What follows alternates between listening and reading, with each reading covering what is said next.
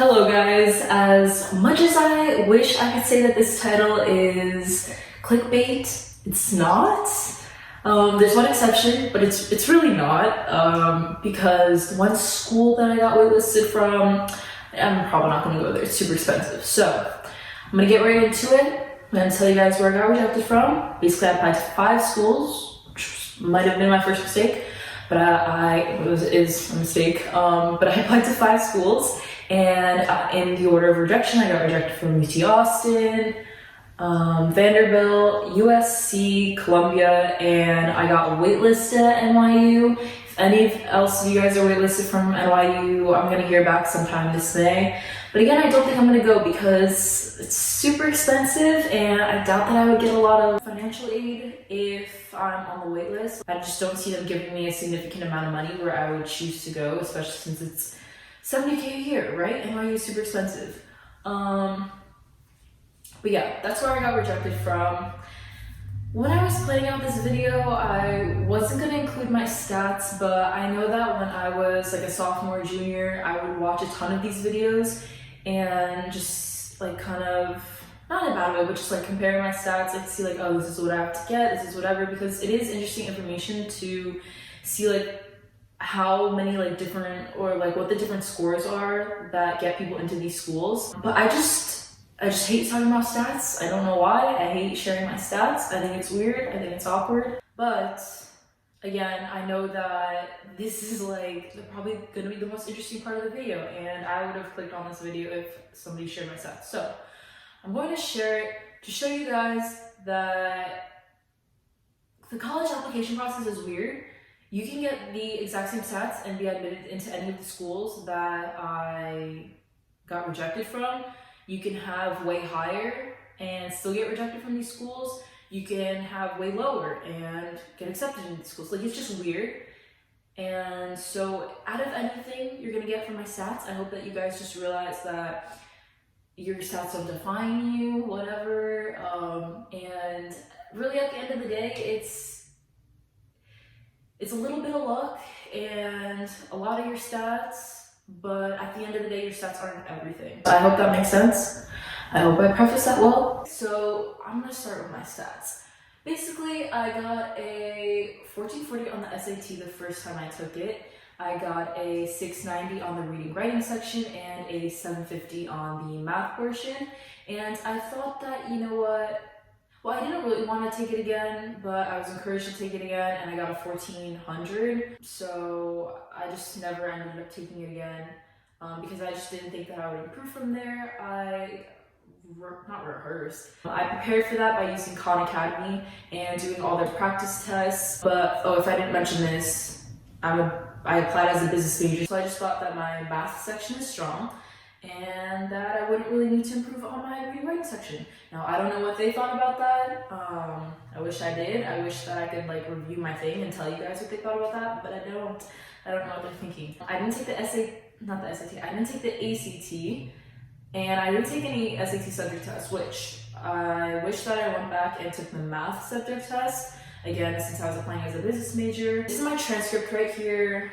I'm not gonna go through all my classes, but you could just kind of pause and see what kind of classes I took and the grades that I got. I took 9 APs in total, 5 last year, 4 this year. I did bad on my AP Physics 1, I got a 2 on that. I got a 1 on my AP Chinese exam, but I submitted my BC Calc 1, which I got a 5 on, and I submitted my AP-Push and my AP Lang 1, which I got a 4 on. I had a 4.35 weighted GPA. Our school doesn't tell us our unweighted GPA, so I'm not really sure what that is. I'll scroll through my extracurriculars right here just to show you guys. The one club that I focused on in my extracurriculars was student government. I was the NHS president, but I don't think that helped at all because literally everybody's in NHS, so I didn't think that mattered, but I still included it.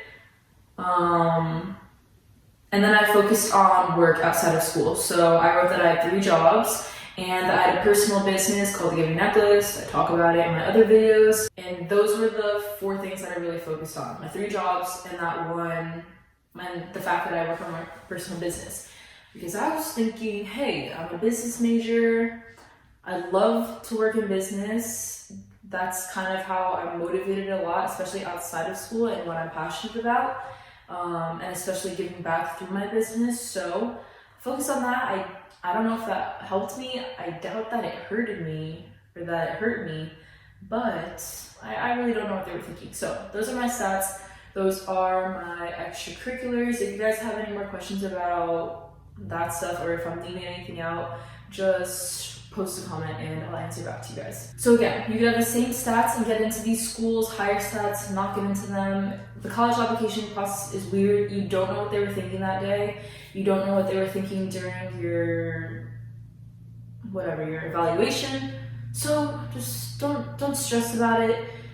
Make sure you're doing what you love, what you're passionate about. Always, try to set goals and aim high and reach those goals and study hard and work towards getting these numbers. But don't do it at the expense of missing out on what you're passionate about, missing out on school events, missing out on making memories with your friends. That's all I have to say about that. So now more about these schools that I applied to. I applied to UT Austin's McComb School of Business. I applied to USC's Marshall School of Business.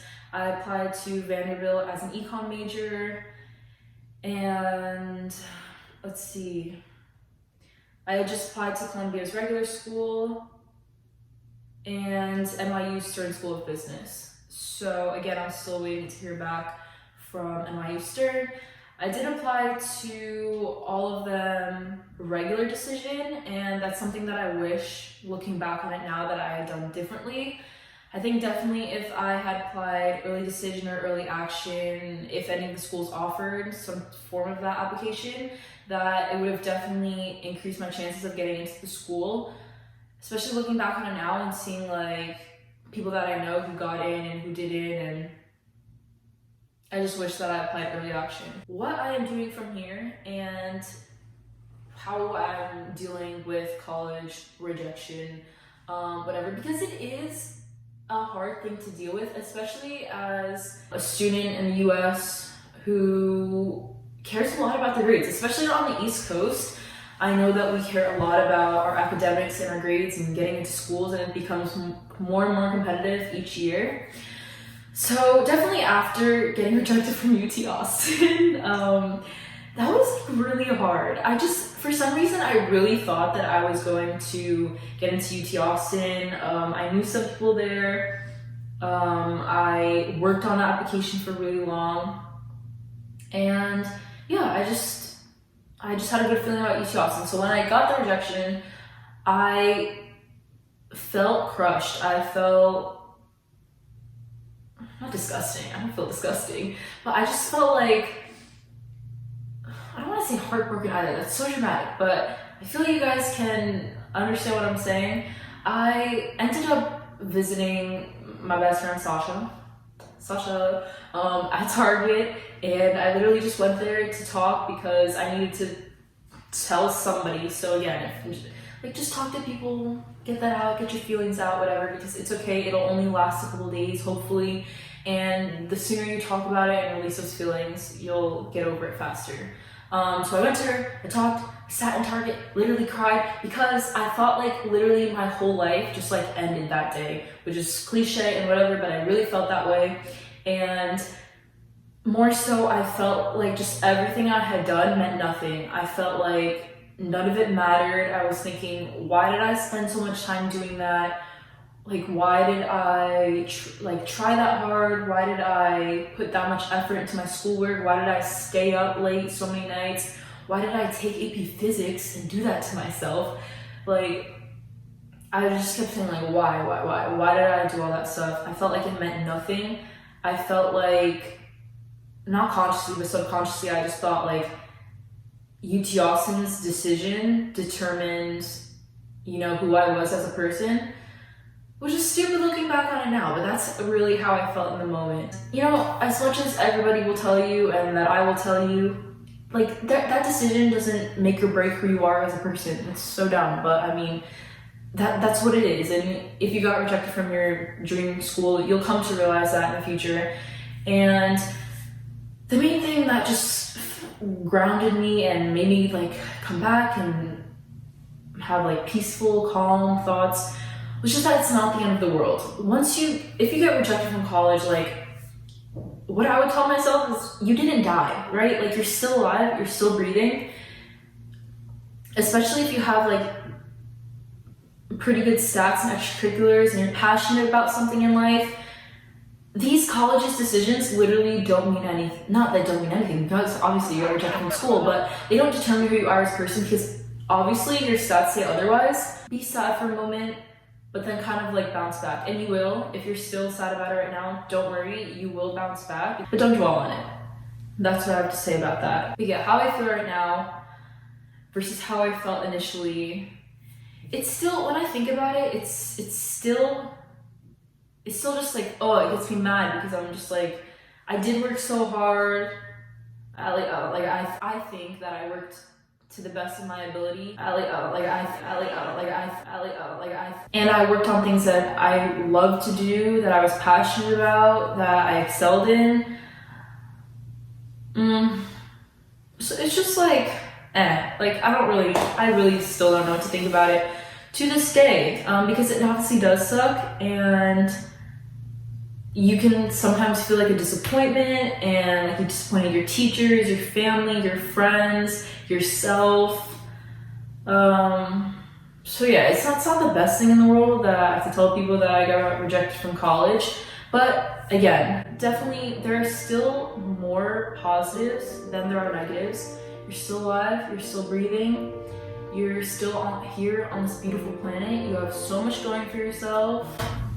As cheesy as it sounds. And as long as you don't give up, it only goes up from here, right? Like maybe a little like down, but it's still like, it's gradually, it's gonna go up. And if you have a work ethic, if you're ambitious, if you're passionate about something, you're gonna be fine in life, okay? That's another thing. Like you might think that, oh, I got rejected and my life is over. No, you're gonna be fine in life. Like not millions of people, a lot of people have been rejected from college and they turned out completely fine, right? Yeah, life moves on. What now, may you ask? Or if you're not asking, sorry. But again, my friends told me to apply to Rutgers to see if they were still taking admissions for the fall. Again, I don't want to go to Rutgers, and even if I did, I doubt that they would give me a substantial amount of financially, and again, where it would be worth it to go there for at least my freshman year. So I applied to community college. I am 99.5% going there. Again, I'm waiting to hear back from NYU too, but super expensive. And at this point, I just feel like if I'm gonna get rejected from all of these schools, maybe it's a sign from the universe saying, hey, take 2 years off. You've worked really hard for K through 12, and just take, not a break, but just take like a chill year at community college. So that's what I'm gonna do. I'm still gonna try to work hard, still trying to get good grades. I am planning on transferring in 2 years, and I'll link below a ton of TED Talks and videos or articles that have helped me, you know, kind of realize why community college isn't a bad thing. Community college isn't a bad thing. Okay, this video is getting pretty long, but I think that's all I have to say about this.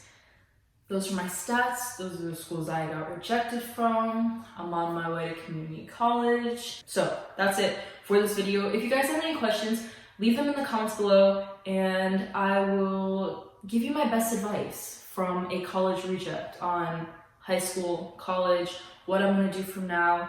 And again, I'm going to community college. So if you guys want to see my community college experience and what I'm planning on doing in the next 2 years and how I'm going to prepare as a transfer student 2 years from now, definitely subscribe, because you guys can see me grow throughout the 2 years. Okay, that's it for this video. Bye guys, check out my other videos on